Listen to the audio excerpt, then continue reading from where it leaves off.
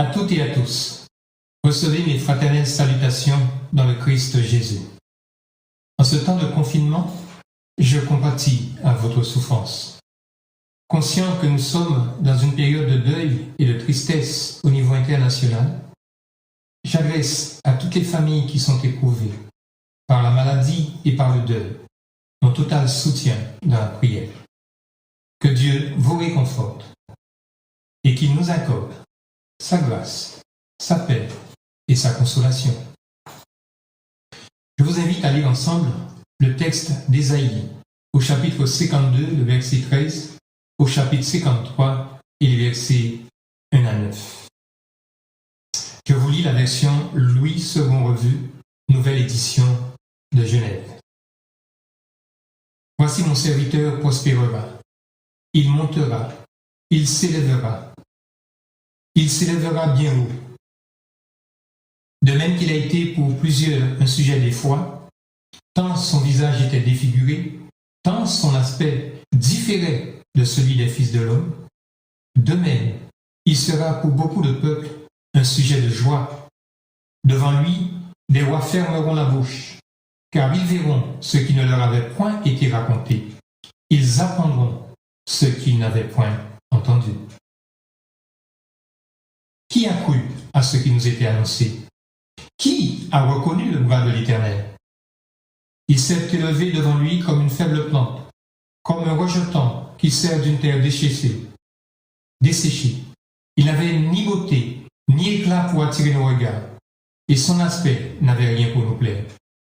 Méprisé et abandonné des hommes, homme de douleur et habitué à la souffrance, semblable à celui dont on détourne le visage. Nous l'avons dédaigné, nous n'avons fait de lui aucun cas.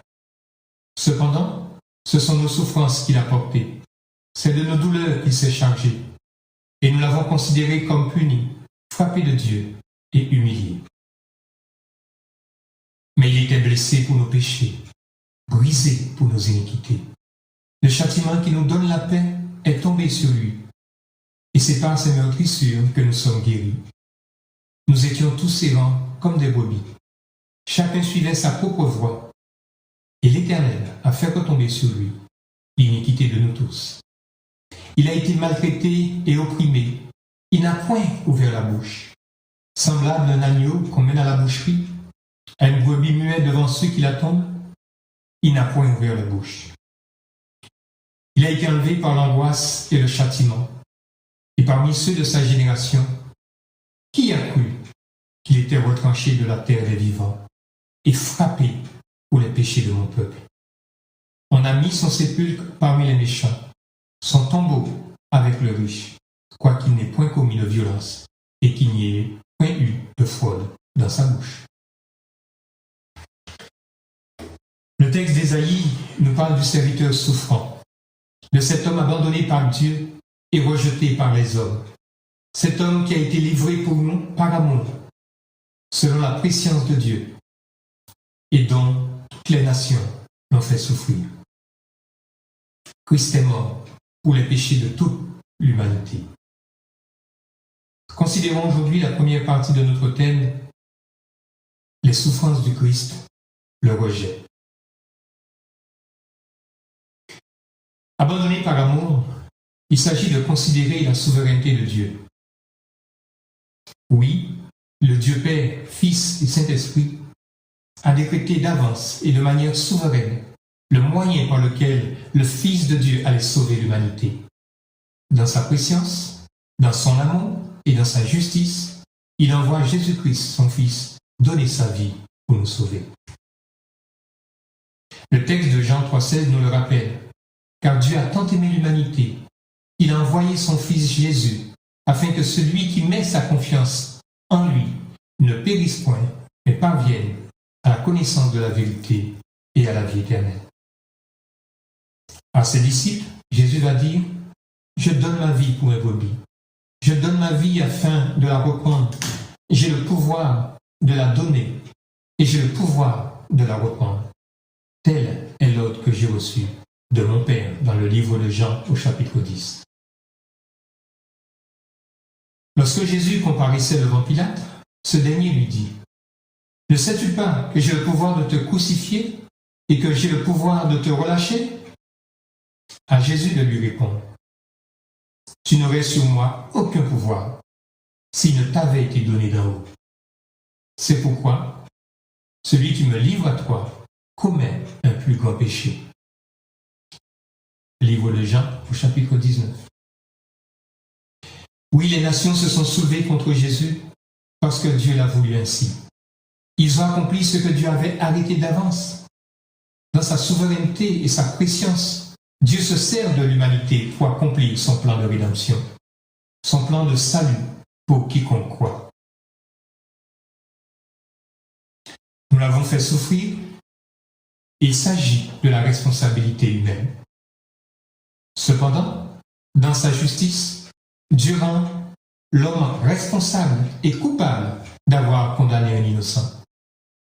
La nation juive, au travers de ses chefs religieux de l'époque, le souverain sacrificateur Caïphe, tous les principaux sacrificateurs, les scribes, les anciens, ils ont tout fait pour que Jésus soit jugé et condamné. Ils ont même craché sur son visage, donné des coups de poing et frappé. Le livre de Matthieu, chapitre 26. L'Empire romain, qui symbolise toutes les nations, le gouverneur Ponce Pilate, qui représentait moralement les Romains dans ce jugement, lui qui se croyait innocent du sang de ce juste en se lavant les mains. Oui, ce gouverneur a prononcé la condamnation de Jésus dans le livre de Matthieu, chapitre 26 et 27, et dans le livre de Luc, au chapitre 23. Même les rois de la terre, Hérode et Ponce Pilate, se sont ligués contre lui. C'est le discours de l'apôtre Paul dans le livre d'Actes, au chapitre 4. Oui, le prophète Ésaïe nous le rappelle, nous l'avons rejeté, méprisé, abandonné. Nous n'avons fait de lui aucun cas. Les soldats, lors de la crucifixion, se moquaient. Ils ont craché sur lui. Les passants l'injuriaient. Les magistrats et même l'un des deux brigands à la croix l'insultait, selon les 4 évangiles. Cependant, poursuit le prophète Ésaïe, ce sont nos souffrances et nos douleurs qu'il a portées. C'est de nos péchés qu'il s'est chargé. Il a pris notre châtiment et il a payé le prix fort à la croix, à notre place, pour nous donner la guérison et la restauration. À la croix, Jésus s'écrie, « Mon Dieu, pourquoi m'as-tu abandonné ?» C'est le sujet que j'aborderai avec vous vendredi de Pâques, sous le même réseau, si telle est la volonté de Dieu. En conclusion aux souffrances de Christ, voilà ce que j'aimerais vous dire. Oui, chers amis, vous qui m'écoutez, Christ est mort par amour pour nous. Mais en même temps, vous et moi, à cause du péché originel d'Adam, qui symbolise toute l'humanité, nous l'avons méprisé, rejeté, abandonné. Christ a payé le prix fort pour répondre aux exigences de Dieu. Sa mort à la croix, suivie de la résurrection, a vaincu et triomphé de la mort et de l'enfer. Ainsi, Dieu peut enlever notre condamnation. C'est la conjugaison parfaite entre la souveraineté de Dieu et la responsabilité de l'homme. Pour tous ceux qui se confient en lui, pour tous ceux qui croient en sa mort et en sa résurrection pour le pardon de leurs péchés, Dieu donne en Jésus-Christ le don de la vie éternelle. Il n'y a désormais plus de condamnation pour ceux qui sont en Jésus-Christ. Et nous avons ici et maintenant l'assurance que rien, même pas la mort, ne peut nous séparer de l'amour de Dieu manifesté en Jésus-Christ, notre Seigneur. Et je vous invite à lire le livre de Romains, tout le chapitre 8.